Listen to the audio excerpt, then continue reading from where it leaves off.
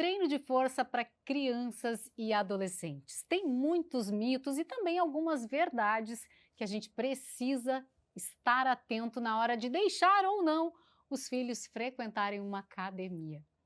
Hoje eu estou aqui com o mestre doutor Aderson Loureiro. Seja muito bem-vindo. Muito Obrigada obrigado. por aceitar o nosso convite. Muito obrigado, é um prazer te reencontrar. Ai, coisa boa. Bom, conta para nós, da onde saiu esse mito? É isso? Isso, na verdade, é uma crença, né? Uma criança pode ou não fazer treino de força? É Conta uma pra excelente pergunta, porque ela não só pode, como deve. A grande pergunta é como. Porque nós precisamos atender alguns aspectos e entender outros aspectos. A musculação por si só, ela é extremamente positiva, se for bem orientada. Este é a grande questão e o grande desafio, tanto dos pais quanto dos próprios alunos ou crianças e adolescentes, não é realizar musculação, é realizar musculação como e com quem. O profissional de educação física é o principal agente neste processo no sentido de orientação, escolha dos exercícios, periodização do treinamento e assim vai. Eu fico à tua disposição para as perguntas. E criança pode treinar desde que idade? Pode fazer treinamento de força a partir de que idade é seguro? Quando tu vais, vamos lá, vamos pegar o seguinte exemplo.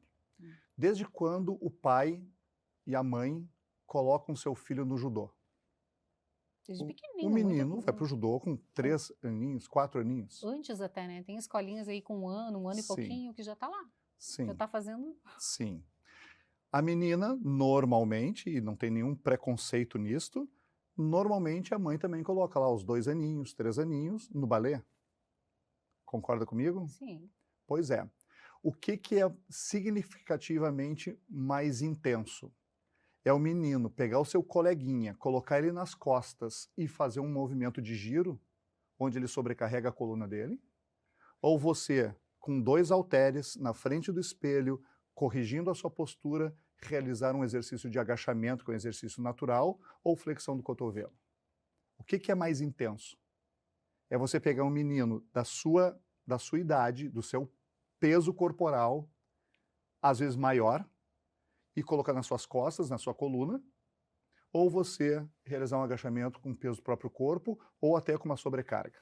Parece mais seguro fazer com o peso do próprio corpo. A musculação, sabe, Gelli, ela é bem orientada, uma das atividades mais completas do ponto de vista neuromuscular e osteomuscular.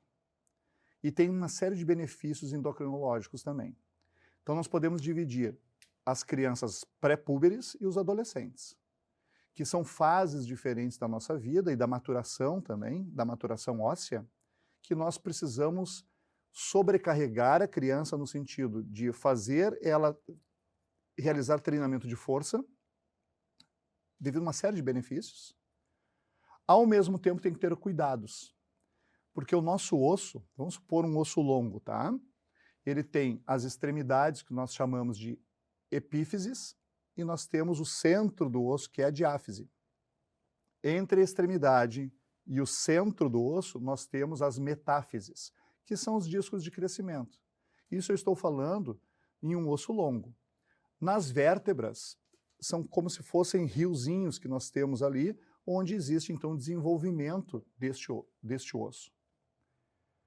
Dentro disso, eu não quero ser professoral nesse nosso bate-papo, mas... Até porque é importante dizer, o Aderson é professor. Né? Sim, eu fui professor da Unicinos por 25 anos, trabalho em vários congressos, enfim. E doutor, né? Sim. Em biomecânica. Então, a gente está falando com alguém que realmente tem uma informação para nos dar com segurança. E tem filhos, né, Aderson? Tem meu filho com 22 anos, que treina desde os 7 anos. Imagina. Né? Tem meu outro, que é meu sobrinho, mas meu filho também, que hoje está com 38 anos e treina desde os 6, 7 anos. E além da força, quais outros benefícios a gente pode citar em colocar uma criança a fazer exercício de força, musculação, vamos pensar assim, já desde cedo, desde 3, 4 anos de idade, densidade óssea? Densidade mineral óssea, sim, eu estava falando do osso, nós temos o osso cortical, que é o osso duro, e o osso esponjoso trabecular. Então, quanto maior a compressão você exerce sobre o seu osso ele vai se tornando mais resistente. Então, muito ao contrário do que se pensava, criança não pode fazer treino de força porque impede o crescimento. Ao contrário, o treinamento de força com grandes grupamentos musculares, ele tem uma liberação aumentada do GH, que é o hormônio do crescimento. E não só do GH, como o IGF-1, também, que é um estimulador, é um eixo, né? É um eixo hormonal que também favorece a maturação não só óssea, mas também muscular. Entre outras características, você tem uma melhora na função neuromuscular, ou seja, na coordenação motora. Tem uma melhora da musculatura antigravitacional, ou seja, aquela que nos joga para baixo. E hoje o que acontece com as crianças, com os celulares? Tem uma melhora na postura, tem uma melhora na vascularização periférica. Então, se for bem orientada, o grande desafio é que toda criança, todo adolescente, e, aliás, todos os públicos, precisam realizar a avaliação. Porque se o seu filho, se o seu neto, ele tem o joelhinho para dentro, que a gente chama de genovalgo, né? Se ele tem um valgo dinâmico, quando ele for fazer um agachamento e ele forçar o joelho para dentro, ele pode arrumar uma lesão, ele pode ter uma lesão. Se você botar uma alta sobrecarga sobre a coluna dele e ele tem uma hiperlordose ou uma escoliose, você pode agravar esta hiperlordose e esta escoliose, porque falta também consciência corporal. Mais uma vez, sem querer ser chato, você tem que se preocupar é quem vai orientar o seu filho, quem vai orientar o seu neto. Esta é a grande preocupação. E tem profissionais maravilhosos. Então, quando a academia tem um propósito de cuidado com as pessoas, e não só com o adolescente e a criança, mas com as pessoas, este é o local ideal para você encaminhar os seus maiores amores, né? Sabe que eu trabalho com um envelhecimento saudável e eu sempre digo que o envelhecimento começa quando a gente nasce, né? Sim. Então, se a gente fizesse... Adulto vive correndo atrás de massa muscular, vive correndo atrás de densidade óssea também, se dá conta disso depois dos 40, 50, quando muitas vezes já apresenta um quadro de sarcopenia. Sim. Se a gente tivesse começado lá na infância, isso pode ser retardado ou evitado com essa prática de exercícios? Sim, sem dúvidas. Você pode, durante a tua infância e adolescência, nós também podemos promover hiperplasias, que é o aumento do número de células. No caso do músculo, por exemplo, nós chamamos a hipertrofia, que é o aumento do volume, mas também você tem uma subdivisão dessas células e se transforma numa multiplicação celular, assim como acontece com a gordura, que você sabe. Então, quando você tem um hábito alimentar excelente, treinamento de força, você já deve ter ouvido na história eu tenho uma boa memória muscular. O músculo não tem cérebro, né? Mas você teve um desenvolvimento enorme no número de mioglobinas, de mitocôndrias. Você tem o estímulo das células satélites, que são as células tronco do músculo. Você, no envelhecimento, estará muito mais preparado para não ter sarcopenia, por exemplo, para não... O que a sarcopenia traz? Uma disfunção, perda da função, entre outras coisas, né? Então, você só tem benefícios com esse treinamento.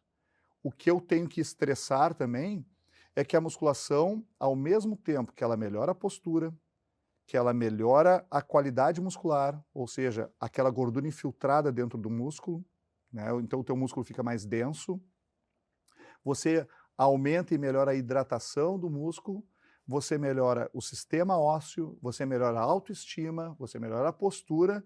Nós precisamos ter cuidado também com a pouca variabilidade de aprendizagem motora.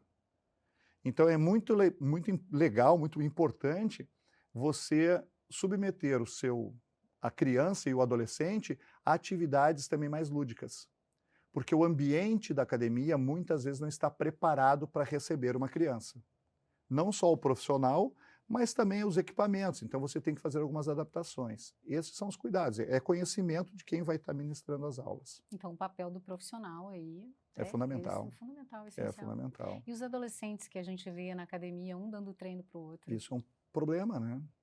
Essa semana passada, agora eu fiz a avaliação de um menino pós-operatório de LCA, de ligamento cruzado anterior, e eu perguntei para ele, ok, tu treina onde? Ele me respondeu, quem é que faz o teu treino? Eu faço por conta. Aí eu perguntei para ele, ok, tu faz por conta. Tu sabe o que é o cisto de Baker? Porque tu tá no teu joelho, tu tá fazendo a reabilitação do joelho. Ele disse, não. Tu sabe a diferença entre um treino com uma característica mais metabólica ou mais tônica? Não.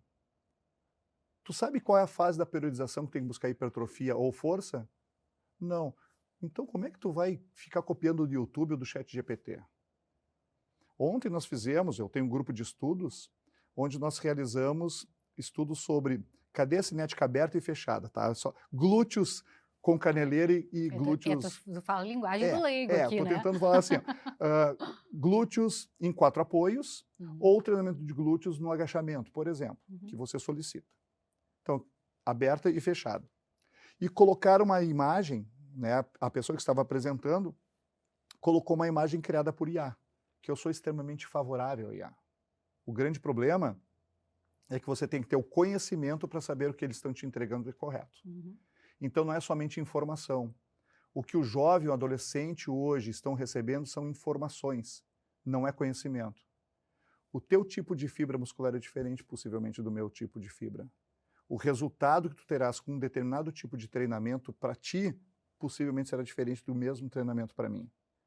Então, de novo, sem avaliação não tem como. É fundamental que as pessoas entendam que exercício físico, ele talvez seja o melhor remédio profilático que existe. Quando você trabalha força no adolescente, onde você tem um anabolismo bastante grande, ou pelo menos uma tendência ao anabolismo, você começa a promover também a produção de miocinas. E as miocinas são agentes anti-inflamatórios, se for bem realizado. Senão você arruma uma lesão cartilaginosa. Agora existem os hidrogéis bioativos, entre outros, outras medicações, que estão prometendo a reconstrução cartilaginosa. Mas até agora não tem volta. Machucou cartilagem, não tem volta. Já foi. Né? E a criança e o adolescente, eles estão no pico de formação de massa óssea, né? Sim. Então, como é que isso vai se formar? Com um exercício mal conduzido. E hoje, em era de influenciadores e rede social, tudo muito aberta, muitas vezes a gente vê lá dicas, treino de superiores para crescer, ficar forte, para ficar monstrão, né? Sim, sim. Eles vão lá, copiam, colam e tentam realizar. Sim. Sem o período de adaptação. Sim. Né? Sem então, nada, sem orientação, só. Isso, a gente sabe que hoje se vende muito imagem, né, Gé? A imagem está sendo vendida e explorada cada vez mais.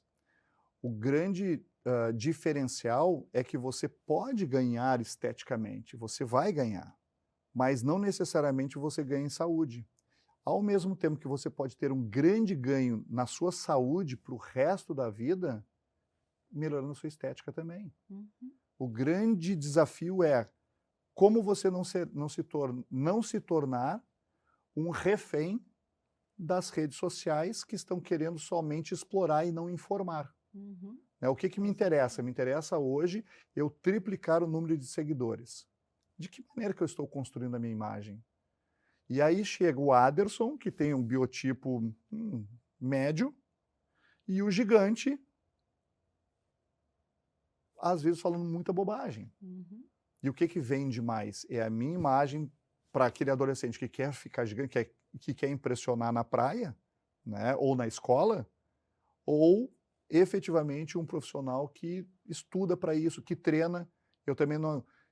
Eu acho que é fundamental você não só vender a informação, mas também você tem que usufruir daquilo que você vende, né? Tem que ser coerente, né? Tem que ser coerente. A tua imagem, a tua pessoa tem que ser coerente com aquilo que tu ensina e vende, sem dúvidas, né? sem sombra de dúvidas. Bom, e para quem está nos assistindo em casa, onde é que os pais encontram profissionais adequados para acompanhar os seus filhos? Porque muitas vezes os pais querem que o filho seja acompanhado. Onde é que ele vai buscar essa informação? Quais seriam os requisitos de formação de um bom profissional para acompanhar essa criança, esse adolescente? Maravilha. A primeira característica que ele tem que ter a formação, né, e estar registrado num conselho. O conselho serve para proteger a sociedade. Primeiro ponto. Isso garante competência? Não, não garante, mas é uma proteção. Segundo, você vai numa academia ou vai num estúdio. Você pode fazer um balizador. Esta empresa, ela te oferece a avaliação, tu tens a possibilidade de não querer fazer. Mas eu estou preocupado em cuidar de você, então eu ofereço.